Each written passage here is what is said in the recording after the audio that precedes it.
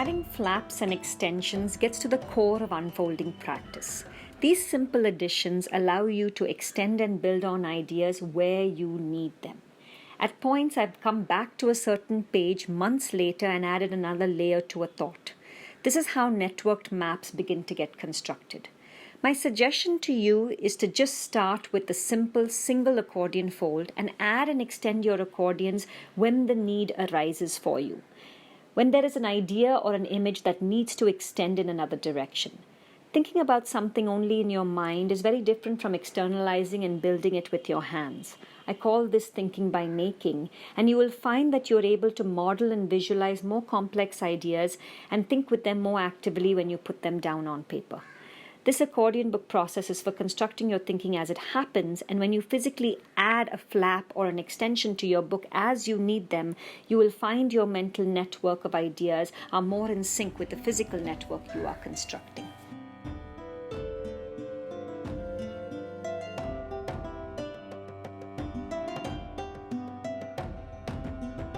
So now that we've made the basic accordion, let's get into a little bit about how this structure can really support your thinking style.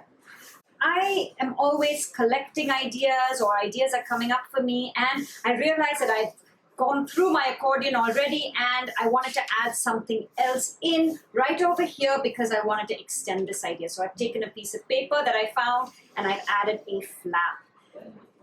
The advantage of building off in all directions your accordion book is really that it can make a map of your thinking. Over here, I've added multiple flaps to the same point because over and over again, things started to come up. So I added a couple of layers of flaps and also a visual metaphor so that I knew, oh, this idea is right over here. So I'm going to teach you how to make a simple extension and a flap with your accordion.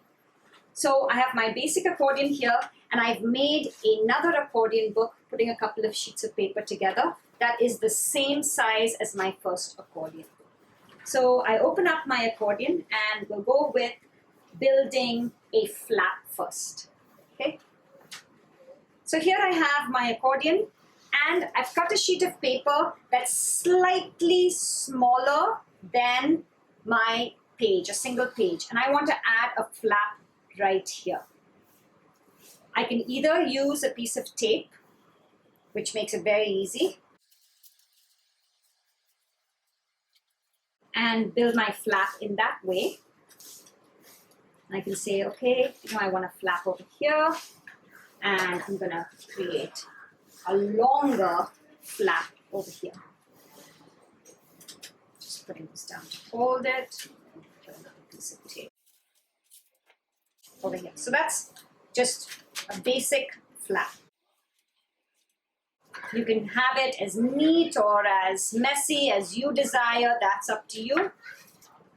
But what it does is, an idea that I have here now has the ability to extend, and all I need to do is fold my sheet of paper up into my accordion while I fold it all together.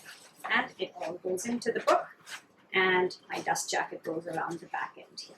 Okay. Now what happens if I finish my book and I want to add and continue to extend?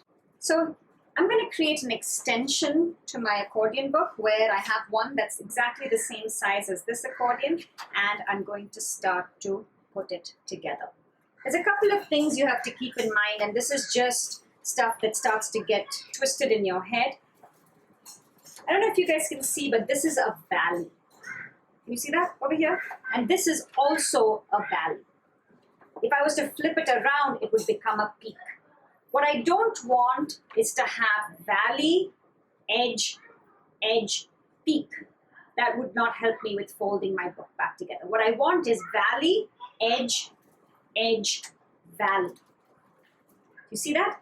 Okay. So all I'm going to do here is I'm going to put these two pieces together, and here I have an extension. I'm using a tiny piece of tape to hold it together, but I'm actually going to use some old printed paper as collage material, and instead of using tape, I'm going to create a seam with some collage material.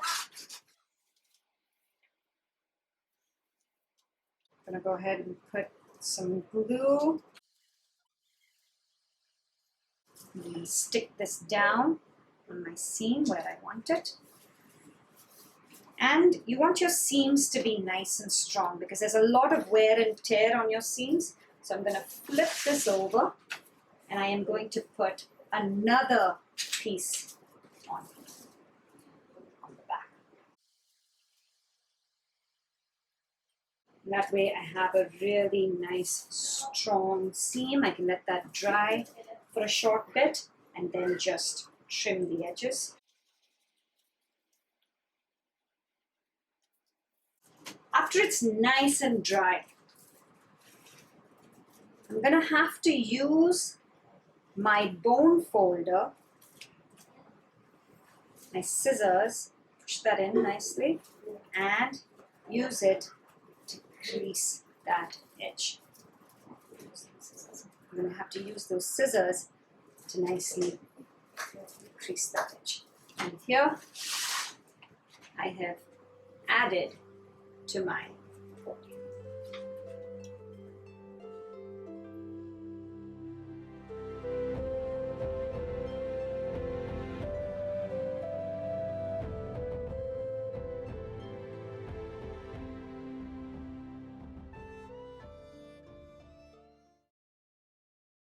We've spoken about the accordion books as an aesthetic space.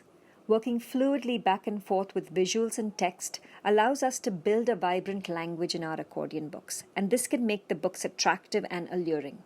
But I sometimes come across many teachers and students who try to keep their books too beautiful. They become these precious objects. One of the reasons I use brown craft paper and recycled paper is because I'm not too worried about tearing up a section of my book and constructing it somewhere else. Here I want to say something about chasing good. Designer Bruce Mau, in his incomplete manifesto of growth, says, "Forget about good. Good is a known quantity. Good is what we all agree on. Growth is not necessarily good. Growth is an exploration of the unlit recesses that may or may not yield to our research. As long as you stick to good, you will never find real growth." I feel this way about accordion book practice, and I often tell my students to love their books, love their beauty and their ugliness, and not let preciousness take over.